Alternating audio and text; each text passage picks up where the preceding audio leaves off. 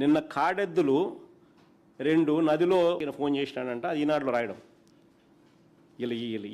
ఇలా పేపర్లలో రాయించుకోవడం. చెలించిపోయిన చంద్రబాబు కలెక్టర్కు ఫోన్ చేసి వెంటనే ఆ కాడెద్దులకు కాంపన్సేషన్ ఏంటి అని చెప్పి కలెక్టర్ చెప్పాడంట. 540 మంది రైతులు 2 ఏళ్లలో ఈయన పుణ్యాన ఈయన చేసిన మోసానికి చనిపోతే ఒక్కరికి ఇంతవరకు రూపాయిలా.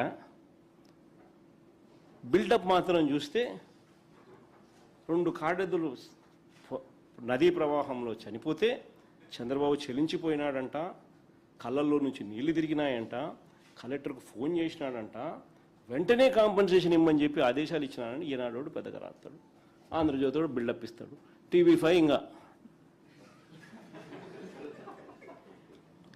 ఎక్కడికి ఇది?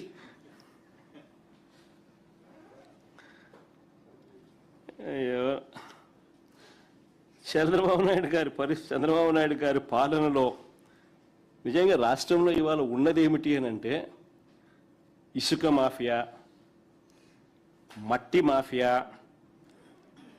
Silica quads mafia, laterite mafia, ration బియ్యం మాఫియా, అమరావతి పేరిట అంతులేని దోపిడీ, రూపాయికి చెనిక్కాయలకు అప్పనంగా ఖరీదైన భూములు తమ వారికి ఇచ్చుకోవడము,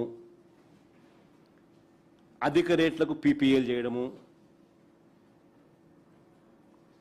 ఎంఆర్పి కన్నా అధిక రేట్లకు తన వారి చేత బెల్ట్ షాపులు పెట్టించి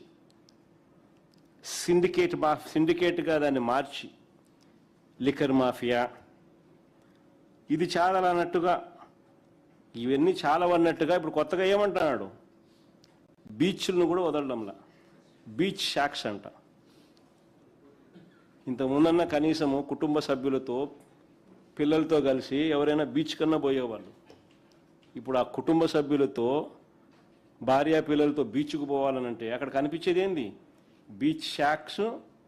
ఆ బీచ్ షాక్స్లో మందు బాబులు మందు కొడతా ఉన్నారు. ఎవడన్నా పోగలుగుతారండి బీచ్లకు?